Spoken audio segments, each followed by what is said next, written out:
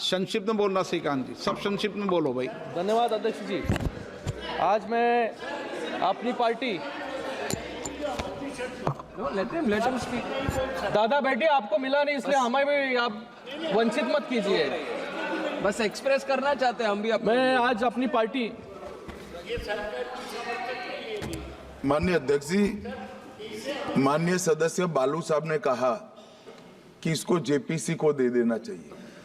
जब ये संविधान सुधार का विधेयक, संवैधानिक संशोधन जब कैबिनेट में चर्चा में आया, तब प्रधानमंत्री जी ने स्वयं मंशा व्यक्त करी थी कि इसको जेपीसी को देना चाहिए। इस पर विस्तृत चर्चा सभी स्तर पर होनी चाहिए। इसलिए मुझे लगता है कि इसमें सदन का ज्यादा समय जाया करे बगैर, अगर मंत्री जी कहते हैं कि इसको जेपीसी को सौंपने के लिए वो तैयार है, तो जेपीसी में सारी चर्चा होगी और जब जेपीसी के रिपोर्ट के आधार पर कैबिनेट इसको पारित करेगी तब भी फिर से चर्चा होनी है। तो मैं मानता हूं कि माननीय मंत्री जी अगर जेपीसी में रखने की इच्छा व्यक्त करते हैं तो यहीं पर एक चीज समाप्त हो जाएगी। अध्यक्ष जी, जो ये चर्चा हुई है इसका जवाब देने के बाद जो नियम 74 है, जिसमें मैं एप्रोप्रिएट जो मोशन ला करके और जेपीसी के गठन का प्रस्ताव निश्चित रूप से करूंगा, निश्चित रूप से जेपीसी के गठन का प्रस्ताव करूंगा। रूल 74 के तहत जेपीसी के गठन का प्रस्ताव है और सरकार की इच्छा भी है। श्रीकांत शिंदे जी संक्षिप्त में, मैं सबको बोलने का मौका दूंगा, लेकिन एक एक मिनट में अपनी बात करें, विषय पर समाप्त कर दे। आपके दल के लोगों ने डिटेल बोल दिया। श्रीकांत शिंदे जी, आज मैं अपनी पार्टी शिवसेना की तरफ से 129 कॉन्स्टिट्यूशन अमेंडमेंट बिल और यूनियन टेरिटरीज अमेंडमेंट बिल पर बोलने के लिए खड़ा हूँ। मैं शिवसेना और हमारे नेता एकनाथ शिंदे जी की तरफ से इस बिल का पूरी तरीके से समर्थन करता हूँ और आज यहाँ पर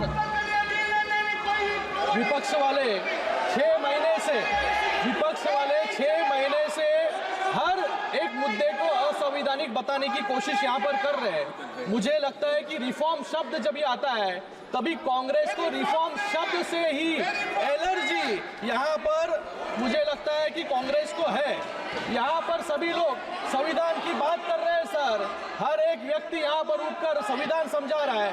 मुझे लगता है, मैं इनको याद दिलाना चाहूंगा कि 1975 में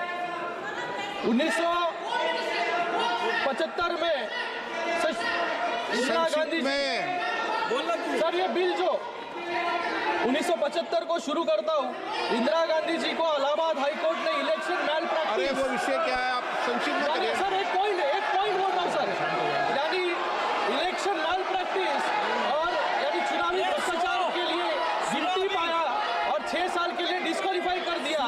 उस जज के साथ कैसा व्यवहार हुआ ये पूरा देश यहाँ पर जानता है और सिर्फ 3 दिन में 29वां संविधान संशोधन लाकर प्रधानमंत्री, राष्ट्रपति और लोकसभा अध्यक्ष को जुडिशियल रिव्यू से बाहर कर दिया। ये इनका संविधान है सर, ये फेडरलिज्म की अगर बात करते हैं। मैं यहाँ पर 5 मिनट में